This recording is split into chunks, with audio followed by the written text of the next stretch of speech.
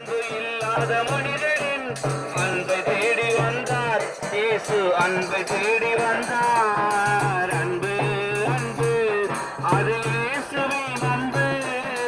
நம்பு நம்பு உன் வாழ்வில் நம்பு.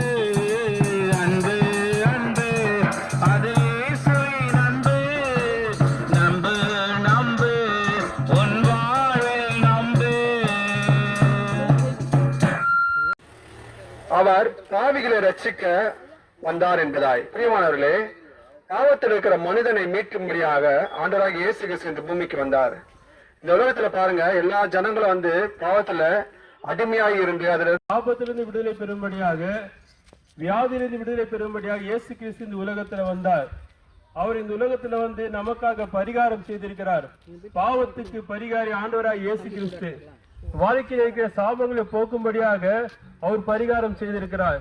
அன்பான சகோதர சகோதரிகளே, இந்த சத்தத்தை கேட்டுக்கொண்டிருக்கிறவர்களே, ஆண்டவராக இயேசு கிறிஸ்து சிலுவை மரத்திலே நமக்காக ரத்தம் சிந்தி பரிகாரம் செய்து நம்முடைய வாழ்க்கையில் இருக்கிற எல்லா விதமான சாபங்களையும் பாவங்களையும் போக்கி நமக்காக பரிகாரம் செய்து நம் இயேசு கைவிட மாட்டார். என் இயேசு கைவிட மாட்டார்.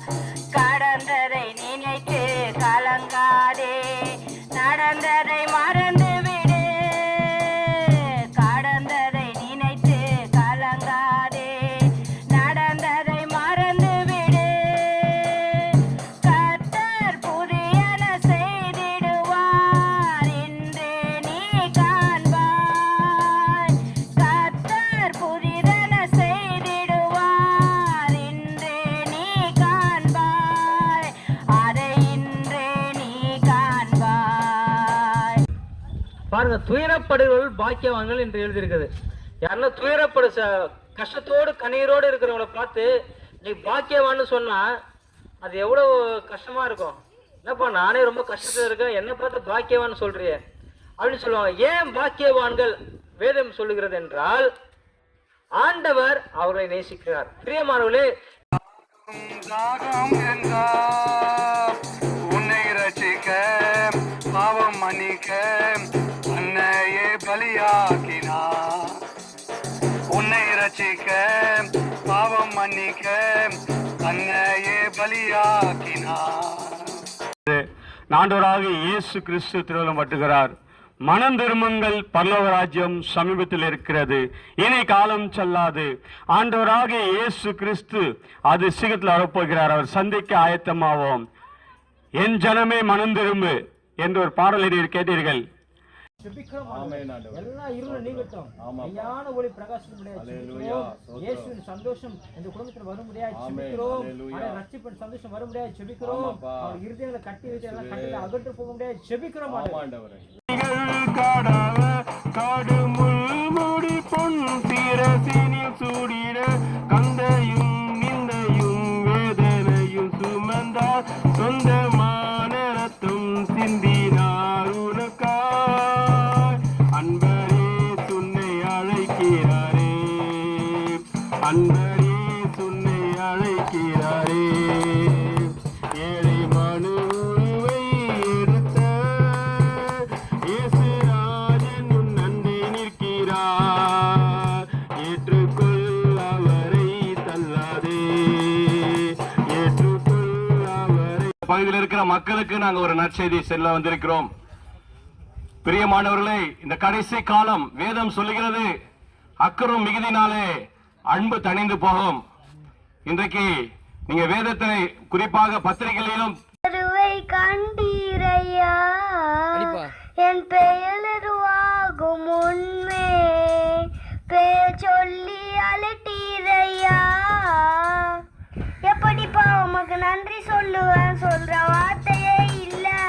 நீங்க போடுற வாழ்க்கை முழுவதும் பேரு ஆசையே இல்ல. எப்படிப்பா உமக்கு நன்றி சொல்லுவேன், சொல்ற வார்த்தையே இல்ல. நீங்க போடுற வாழ்க்கை முழுவதும் பேரு ஆசையே இல்ல. என் தாய் உருவாகும் உண்மை என் கருவை கண்டீரையா, என் பெயர் உருவாகும் உண்மை பேர் சொல்லி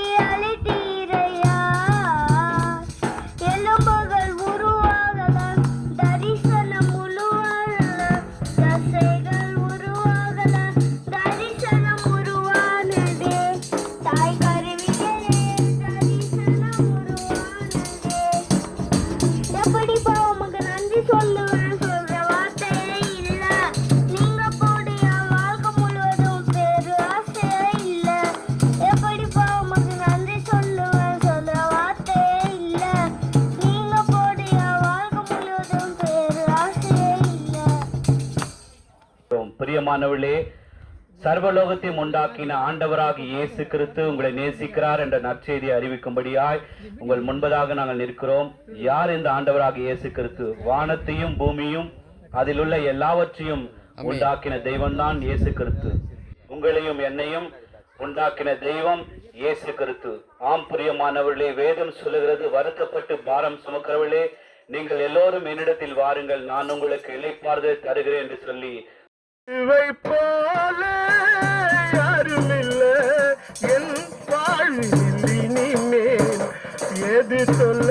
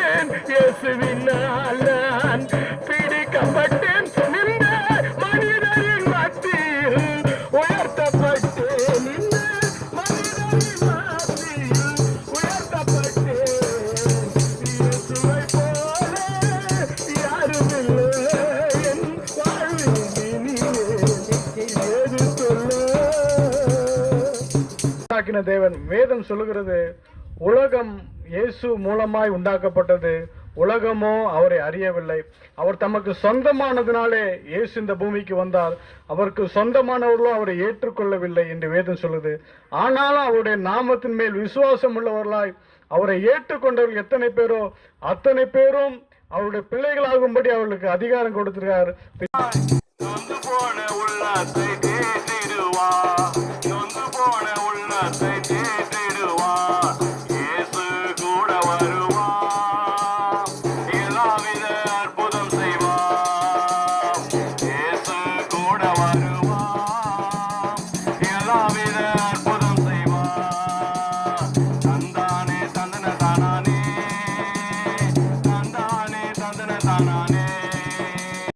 என்னுடைய நோய்கள் இருந்து யார் என்னை விடுதலை ஆக்குவார்கள் என்கிறதான ஒரு குமுறலான வார்த்தைகளை இன்றைக்கு அநேக மக்கள் சொல்கிறதை நீங்களும் கேட்டிருப்பீர்கள், நாங்களும் நிறைய இடங்களில் கேட்டிருக்கிறோம். ஒருவேளை இந்த சத்தத்தை கேட்டுக் கொண்டிருக்கிற எனக்கு அருமையான சகோதரனே சகோதரியே, நீங்களும் என் கடன் பிரச்சனையிலிருந்து யார் என்னை விடுதலை ஆக்குவார், என் பாவத்திலிருந்து யார் என்னை விடுதலை ஆக்குவார், என்னுடைய அக்கிரமங்களிலிருந்து யார் என்னை விடுதலை ஆக்குவார், என் நோய்களிலிருந்து யார் என்னை விடுதலை ஆக்குவார், என் குடும்பத்தில் இருக்கக்கூடியதான சொல்ல முடியாத பிரச்சனைகளிலிருந்து யார் என்னை விடுதலை ஆக்குவார் என்று ஒருவேளை நீங்களும் இன்றைக்கு சில காரியங்களை வெளியில சொல்ல முடியாத அளவிற்கு நீங்களும் காணப்பட்டு கொண்டிருக்கலாம். அப்படிப்பட்ட நிலைமையில் இருக்கிற உங்களுக்கு தான் இந்த நாளிலே ஒரு நல்ல செய்தியை உங்களுக்கு நாங்கள் கொண்டு வந்திருக்கிறோம். அருமையானவர்களே, யார் எங்களை விடுதலை ஆக்குவார் என்று சொல்லி ஒருவேளை நீங்கள் இந்த சத்தத்தை கேட்டுக் கொண்டிருப்பீர்கள் என்று சொன்னால், உங்களை விடுதலை ஆக்கும்படியாகத்தான் இந்த உலகத்தை படைத்ததான தேவன் இந்த இடத்துல எங்களை அனுப்பி இருக்கிறார். அவர் வேறு யாரும் இல்ல, ஆண்டவராகிய இயேசு கிறிஸ்து. அருமையான தேவ ஜனங்களே, இந்த இயேசு கிறிஸ்து அவர் விடுதலை ஆக்கக்கூடியவராய் அவர் இருக்கிறார். உங்கள் பாவத்திலிருந்து விடுதலை ஆக்கக்கூடியவர் அவர்தான். உங்கள் கடன் பிரச்சனையிலிருந்து விடுதலை ஆக்கக்கூடியவர் அவர்தான். உங்கள் நோய்களிலிருந்து விடுதலை ஆக்கக்கூடியவர் அவர்தான். வேதம் சொல்கிறது, நாம் விடுதலை ஆக வேண்டும் என்று சொன்னால் 3 காரியங்கள் சொல்லப்பட்டிருக்கிறது. ஒன்று, குமாரன் உங்களை விடுதலை ஆக்கினால் மெய்யாகவே நீங்கள் விடுதலை ஆவீர்கள் என்று சொல்லப்பட்டிருக்கிறது. உலகத்தில் எத்தனையோ பொய்யான விடுதலைகளை குறித்து நாம கேள்விப்பட்டிருக்கிறோம். அதை தேடி இன்றைக்கு மனிதர்கள் போய் கொண்டிருக்கிறார்கள். ஆனால் அவைகளெல்லாம் நிலையான விடுதலை அல்ல.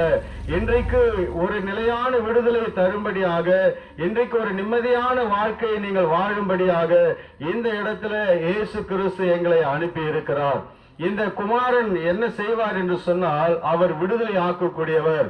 2000 வருஷங்களுக்கு முன்பதாக இந்த உலகத்துல ஒரு சம்பவம் நடந்தது. அதாவது வரலாற்றை 2ஆக பிரித்ததான ஒரு சம்பவம் நடந்தது. கிமு என்று சொல்லியும் கிபி என்று சொல்லியும் ஒரு சம்பவம் நடந்தது என்று சொன்னால் அது வேறு ஒன்றுமில்லை, கிறிஸ்து பிறப்பதற்கு முன்பதாக கிறிஸ்து பிறந்த பின் என்று சொல்வார்கள். அருமையானவர்களே, உலக வரலாற்றை 2ஆக பிரித்த ஒரு சம்பவம் எது சொன்னால் இயேசு கிறிஸ்துடைய பிறப்பு. இந்த இயேசு கிறிஸ்து எதற்காக இந்த உலகத்திற்கு வந்தார் என்று பார்க்கும்போது வேதம் சொல்கிறது, பாவிகளை ரட்சிக்கும்படியாக இயேசு கிறிஸ்து உலகத்திற்கு வந்தார். அப்படி என்று சொன்னால் உலகத்திலேயே பயங்கரமான பாரத்தில் பெரிய பாரம் எது என்று சொன்னால் பாவ பாரம். ஏன் என்று சொன்னால், ஒரு மனிதன் பாவம் செய்துவிட்டு அவனால் சமாதானமாக சந்தோஷமாக நிம்மதியாக வாழ முடியாது. எனவே இன்றைக்கு ஒரு மனிதன் விடுதலை ஆக வேண்டியதான முக்கியமான ஒரு காரியம் எது என்று சொன்னால் பாவத்திலிருந்து விடுதலை ஆக வேண்டும். ஒருவேளை நீங்கள் கேட்கலாம், நாங்கள் என்ன பாவம் செய்தோம் என்று சொல்லி. அருமையானவர்களே, தவறான நம்பிக்கையே ஒரு விதமான பாவம் தான். இந்த உலகத்தை படைத்ததான ஆண்டவர், உங்களை படைத்ததான ஆண்டவரை விட்டுவிட்டு மற்ற காரியங்களை நீங்கள் செய்கிற பொழுது அது மிகப்பெரிய பாவமாய் இருக்கிறது. உண்மையான தெய்வத்தை நீங்கள் வணங்காதபடிக்கு இருக்கிறதே ஒரு மிகப்பெரிய பாவமாய் இருக்கிறது.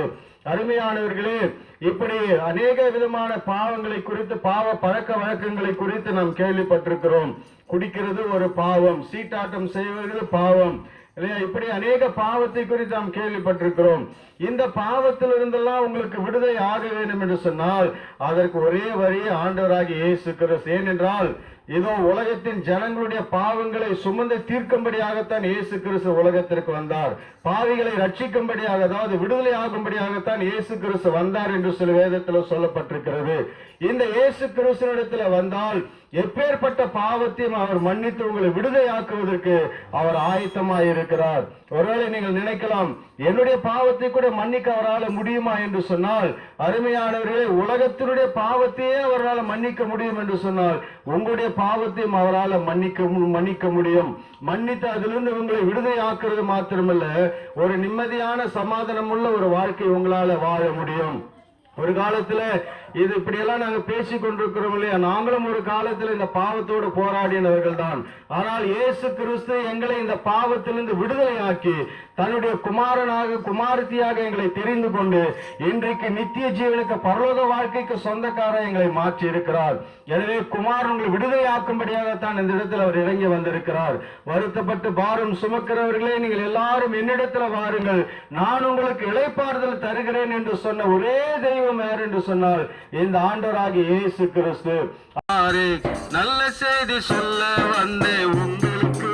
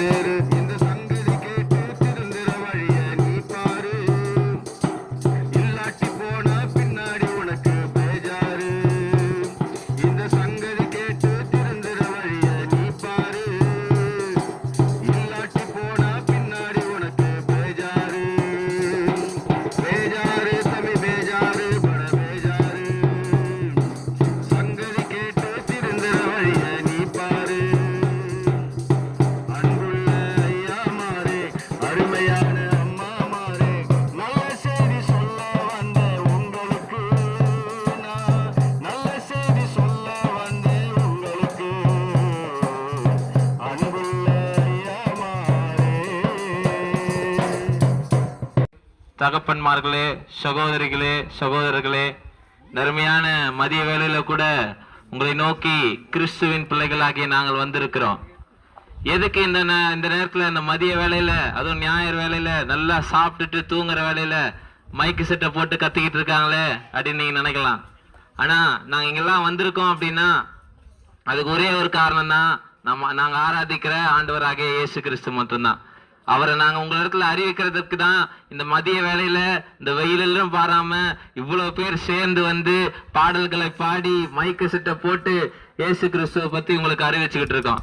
எதுக்கு அவரை பத்தி அறிவிக்கணும், எதுக்கு அவரை பத்தி நம்ம தெரிஞ்சுக்கணும் அப்படின்னா, இந்த பூமியில எல்லாருக்குமே, மனுஷனா பிறந்த எல்லாருக்குமே மரணம் ஒன்று நிச்சயிக்கப்பட்டிருக்கிறது. பிறந்துட்டோம், கண்டிப்பா ஒரு நாள் மரிக்க போறோம். ஆனா மரிச்சதுக்கு அப்புறம் நம்ம எங்க போறோம், அதுதான் மிகப்பெரிய கேள்வியாக இருக்கு. ஏதோ பிறந்துட்டோம், வாழ்ந்தோம், செத்தோம் அப்படின்னு இருக்க போறோமா, மரித்ததுக்கு அப்புறமா இருக்கிற அந்த வாழ்க்கையை வாழ போறோமா? இந்த பூமியில வாழ்கிற வாழ்க்கை நிலையானதல்ல. இந்த பூமியில நாம் சேர்க்கிற செல்வம் நிலையானதல்ல. இந்த பூமியில நாம் படிக்கிற கல்வி நிலையானதல்ல. இந்த பூமியில நாம் பார்க்கிற எதுவுமே நிலையானதல்ல. எல்லாமே மாயை, மாயை, மாயை, மாயை என்று எல்லாத்தையும் அனுபவித்த பெரிய பெரிய ராஜாவாகிய சாலமன் ஞானியே சொல்றாரு. அதனால மரிக்க போறோம், மரிச்சதுக்கு அப்புறம் எங்க போறோம், அததான் இந்த வேதாகமம் தெளிவா சொல்லுது. நீங்க எவ்வளவோ படிக்கலாம், எவ்வளவு ஞானம் உள்ளவங்களா இருக்கலாம், எவ்வளவு தெரிஞ்சவங்களாக இருக்கலாம், ஆனா யாருக்குமே தெரியாத ஒரு விஷயத்த இந்த பைபிள் மாத்திரம் தான் சொல்லுது. மரித்ததுக்கு அப்புறம் நம்ம எங்க போறோம், மரித்ததுக்கு அப்புறம் என்ன நடக்க போகுதுன்றத பத்தி பேசுற ஒரே புத்தகம் இந்த வேதாகமம் மட்டும்தான். இந்த வேலையில இதை கேட்டுக்கொண்டிருக்கிற உங்களுக்கும் கூட நான் சொல்லுகிறேன், நம்ம மரிச்சதுக்கு அப்புறம் நம்ம எங்க போறோம். பரலோகம் அப்படின்னு ஒரு நித்திய வாழ்க்கை ஒண்ணு இருக்கு, நரகம் அப்படின்ற ஒரு நித்திய மரணம் இருக்கு. பரலோகம் என்ற நித்திய வாழ்க்கைக்கு போறோமா, நரகம் என்ற நித்திய மரணத்துக்கு நேராக போறோமா? நீங்க இயேசு கிறிஸ்து மெய்யான தெய்வம் இன்னைக்கு நீங்க ஏத்துக்கிட்டு உண்மையாகவே உங்களை நீங்க அவருக்கு ஒப்பு கொடுப்பீங்கன்னா பரலோகம் என்ற நித்திய வாழ்க்கைக்கு போவீங்க. இல்லையா, பரலோகம் இந்த நரகம் என்ற நித்திய மரணத்துக்கு தான் நம்ம போகணும். அந்த ரெண்டுத்தையும் சூஸ் பண்ற சாய்ஸ ஆண்டவர் நம்ம கையில குத்து வச்சிருக்கிறாரு. அதனாலதான் உங்ககிட்ட வந்து இந்த மதிய வேலையில வெயிலும் பாராம இதோ சகோதரர்கள் எல்லாம் சேர்ந்து வந்து இயேசு கிறிஸ்துவை உங்களுக்கு அறிவித்து கொண்டிருக்கிறோம். என் தாய் உருவாகும் முன்பே என் கருவை கண்டீரையா, என் பெயர் உருவாகும் முன்பே பேர் சொல்லி அழைத்தீரையா. எப்படிப்பா உமக்கு நன்றி சொல்லுவேன், சொல்ற வார்த்தையே இல்லை.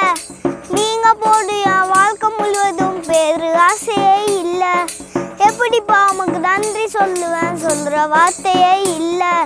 நீங்க போடு என் வாழ்க்கை முழுவதும் பேரு ஆசையே இல்லை. எலும்புகள் உருவாகல, தரிசனம்